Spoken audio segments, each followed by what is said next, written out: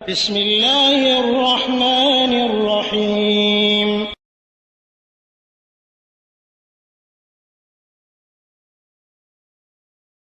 ওয়ালাইকুম আসসালাম রহমতুল্লাহ বারাকাত।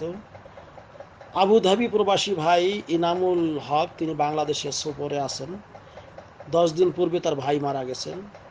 তা সম্মানিত ভাই, আপনি যে বলেছেন যে আপনার এলাকার হুজুর বা আলেম বা মৌলভী সাহেব, তিনি বলছেন যে মানুষ মারা গেলে প্রত্যেক দিন একটা করে আপেল অথবা যে কোনো ফল ফ্রুট, এক এক দিন এক এক ধরনের ফল ফ্রুট আপনার ফতেয়া করতে হবে অথবা এটা দান করতে হবে ইত্যাদি ইত্যাদি।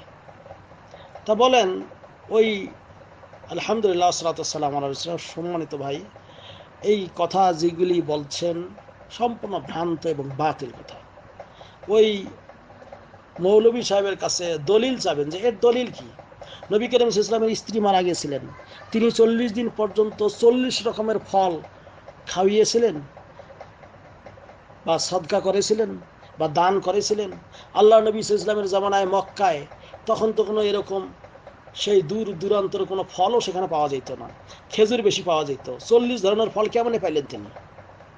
তিনি কি এরকম করে ফতোয়া করেছেন? অথবা তার সন্তানেরা মারা গেছিল, তিনি কি এইগুলো কাজ করেছেন? একটাও করেননি।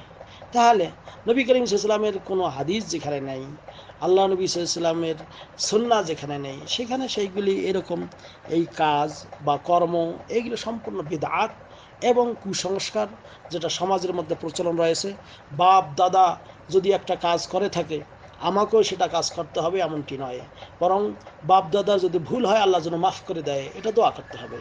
এখন বাপ দাদারা করে গেছেন বিধায় আমাকেও করতে হবে এমনটি না। কাজেই আপনার ভাই মারা গেছে, তার পক্ষ থেকে দান খয়রাত সদকা করেন, কিন্তু 40 দিন পর্যন্ত এরকম করতে হবে, ফল ফ্রুট দিতে হবে, এর কোনো দলিল, এর কোনো প্রমাণ নেই। আর হাদিসে এসেছে, মান আহদাসা ফি আমরিনা হাযা মা লাইসা মিনহু ফাহুয়া রাদ। যে ব্যক্তি আমাদের ইসলামী সমাজে এমন কোনো নতুন কাজের আবির্ভাব ঘটাবে যা তার অন্তর্ভুক্ত নয়, তা পরিত্যাগযোগ্য, বাতিল। সহিহ বুখারী এবং মুসলিমে হাদিস বর্ণিত রয়েছে। কাজেই আর এক মুসলিম শরীফের বর্ণনায় এসেছে, মান আমিলা আমালান লাইসা আলাইহি আমরুনা ফাহুয়া রাদ। যে ব্যক্তি এমন কোনো আমল করলো যার দলিল আল্লাহর নবীর পক্ষ থেকে নেই, সেটা বাতিল, পরিত্যাগযোগ্য। কাজেই তাঁর এই কথার কোনো দলিল নেই, এটা ভিত্তিহীন, বাতিল। এ ধরনের আকীদা পোষণ করাও জায়েজ নেই। এবং আপনার ভাইয়ের জন্য আপনি দান খয়রাত সদকা করবেন, এটাই আনাফ, যথেষ্ট। হাযা আল্লাহ আলাম। কিন্তু আপনারা অনেকে দেখবেন 3 দিনই 40 বছর কি এইরকম খাওয়া দাওয়ার যে বিভিন্ন ওই যে আচার অনুষ্ঠানগুলো সমাজে আছে, এই 40 করাটা তো হিন্দুদের একটা কালচার। হিন্দুরা মানুষ মারা গেলে, তাদের কেউ মারা গেলে 40 দিনে শ্রাদ্ধ নামে একটা অনুষ্ঠান করে, ভিক্ষা করে হলেও ওটা করে। আর ওই কালচার মুসলমানদের মধ্যে ঢুকে গেছে। না ভাই, এগুলি করা যাবে না, বরং মৃত ব্যক্তির পক্ষ থেকে আপনি সদকা করেন। আমরা দোয়া করি আল্লাহ আপনার ভাইকে যেন জান্নাতুল ফিরদাউস নসিব করেন, তার গুনাহ খাতা মাফ করেন, এই কামনায় করি।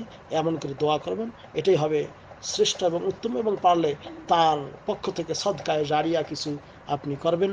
হ্যাঁ, মসজিদে অথবা মাদ্রাসায় হ্যাঁ বানিয়ে দিলেন বা সহযোগিতা করলেন, ইনশাআল্লাহ এর সওয়াব আপনি পেতেই পারবেন। এই তিনি কবরে বসেও পাবেন। হাযা আল্লাহু আ'লাম বিসওয়াব। ওয়া সাল্লাল্লাহু আলা নবিয়িনা মুহাম্মদ। আসসালামু আলাইকুম ওয়া রাহমাতুল্লাহ।